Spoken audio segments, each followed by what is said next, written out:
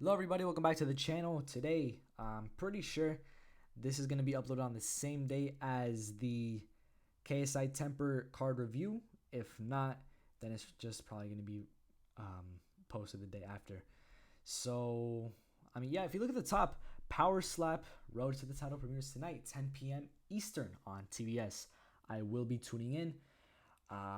Honestly, I might make a few Power Slap videos if the whole Power Slap thing is interesting enough. I might make videos about all of that, talking about it, because it looks like it's gonna be kind of like Ultimate Fighter type shit, or because of the whole like house footage and all that.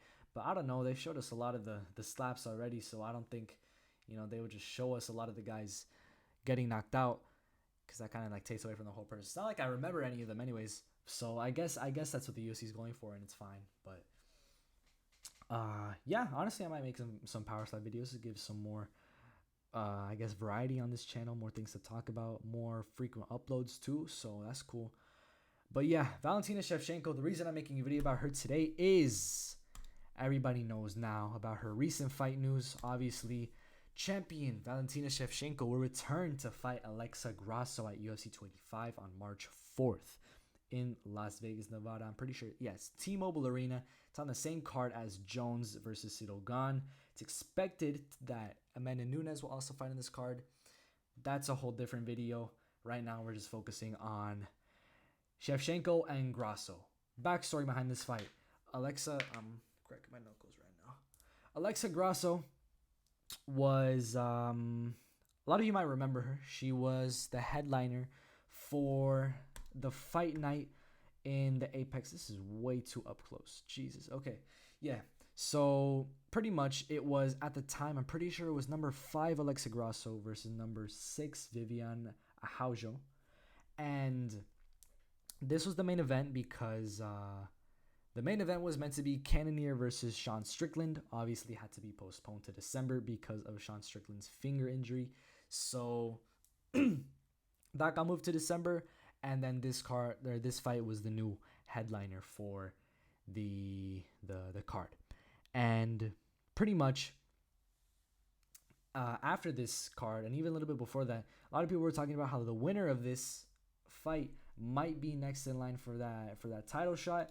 Obviously, if we look at the rankings at the time, Manon Fiorot wasn't in the top 5. I'm pretty sure she was number 6 or was number 5 or somewhere around that. Maybe she was number 3, number 4. I honestly don't remember, but she wasn't really in the picture to fight yet.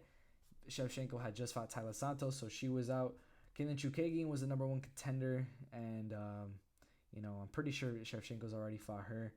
Then Shevchenko already beat Laura Murphy, already beat Jessica Andrade.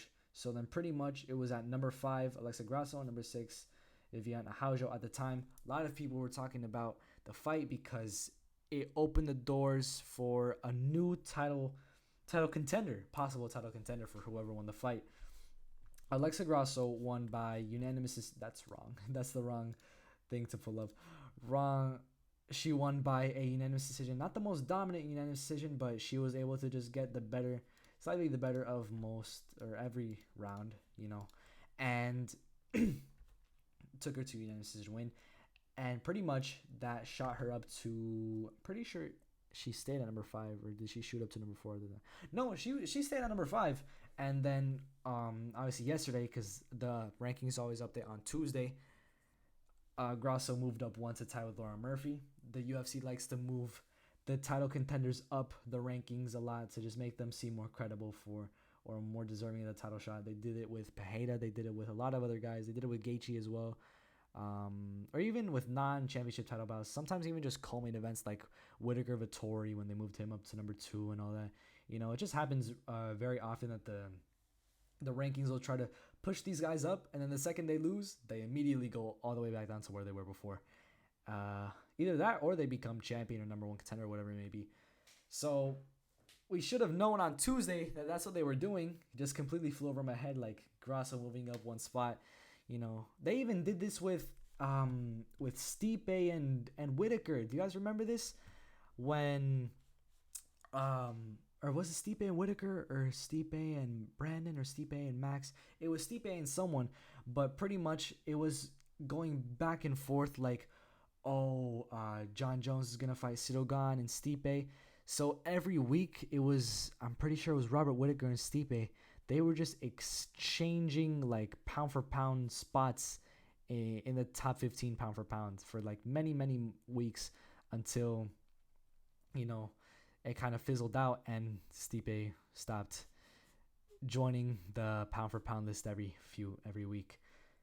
You know, it's just these things happen. Like we should have, or I myself should have known once she got added, or once she moved up the rankings on Tuesday, that like, yeah, there's some fight news about her or whatever. You know, obviously Manon Fiorot, why she's not getting the title shot is because she didn't want to fight for the title this early on. She wanted to fight a few more times before actually fighting for the title. She said that herself. So now the UFC was in a spot. Who do we give it to next?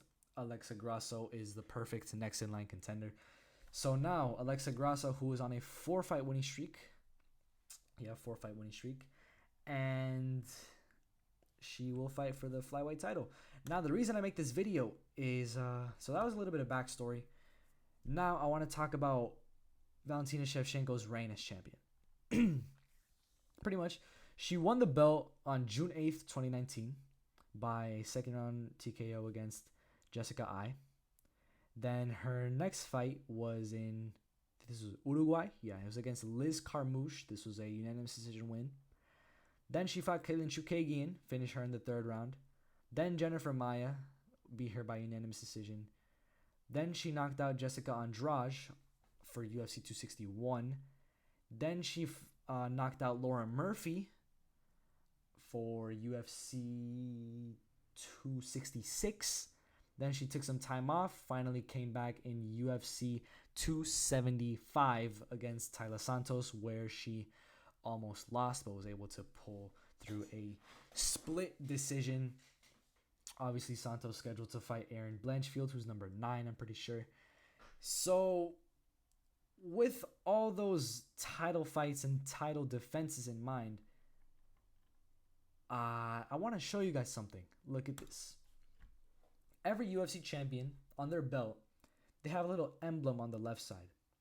That's where it all starts. That's where the rubies start. And each ruby signifies a title fight win. So what that would look like is, let's say, we're looking at Valentina Shevchenko right now. So Shevchenko wins the title against Jessica Ai, right? I'm pretty sure it was vacant at this time. So she wins it. You add 1 ruby.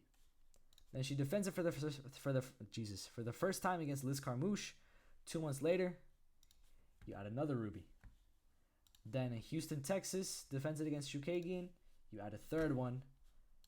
Then she defends it against Jennifer Maia, Jessica Andrade. You add 2 more. She defends it against Lauren Murphy. You add another one. And then, obviously, this picture was taken before UFC 275. But she was able to defend her title successfully against Taila Santos. So you add a 7th now. So there's 7th. So now we look at, there's 1 more empty spot there. There's 1 more ruby waiting to be filled. That's the 8th ruby. Let me put this into perspective. She's got 7 rubies in right now, right? She needs 1 more to complete the entire octagon. Valentina Shevchenko manages to beat Alexa Grasso in any way, if she just manages to defend her title just to win on March 4th, then she gets to add that 8th ruby to the collection. What happens after that?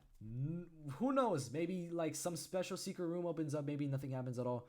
But in UFC history, this has never happened. In UFC history, never has anyone completed the octagon. Obviously, there's been people with multiple title defenses that would have completed the octagon if this thing was, you know, a thing in their time where they had their title defenses or their title reign. But in the modern era, if Valentina Shevchenko manages to pull this win off, which she likely would, then she would be the first ever to complete this octagon. And that would be pretty impressive. Obviously, you had a lot of guys who were looking to do that same thing, like Israel Adesanya, like Kamaru Usman. you know, like a lot of these guys who were at the top, who were, you know, defending their titles really well. But obviously, that all ended for Adesanya when he got knocked out by Pereira, and for Usman when he got knocked out by Edwards. What happens now? All you're left with is Valentina Shevchenko. She's the only one who can do this now. But here's another thing. What happens if they complete all the rubies on the octagon? Well, if you look at this picture here, you can see if it would like load or get better quality. I don't think there's too much of good quality there. See if I can find another photo, a better one. Look, this one here. Nope, they're just not loading and not looking good. But if you look at this whole belt, right? You can see there's 2 octagons. There's enough room, there's enough space to fill 16 title fight wins. So who knows, maybe Valentina Shevchenko is able to get to that full 16. After that, I'm pretty sure she has to win some kind of award. I think after 8, she has to win some kind of award because Izzy couldn't do it. Usman couldn't do it. These are pound for pound greats right now. So, you know, but just something to talk about. You know, if Shevchenko pulls it off, she'll be the first to complete the octagon. I think that's kind of cool. It's making UFC history if that happens. So it's definitely something that I wanted to talk about. Tomorrow, I might make a video about Power Slap. I might make a video about a fight announcement, whatever it may be. Just know that this week's Chico Weekly number 3 is going to be loaded with fight announcements. If you thought the last week's was crazy, this week is pretty crazy too. I mean, you guys have seen what's going on, what fights are being announced. Yeah, this is a wild ride. And let's hope Shevchenko pulls it off. Let's hope that she gets her 8th ruby on the belt.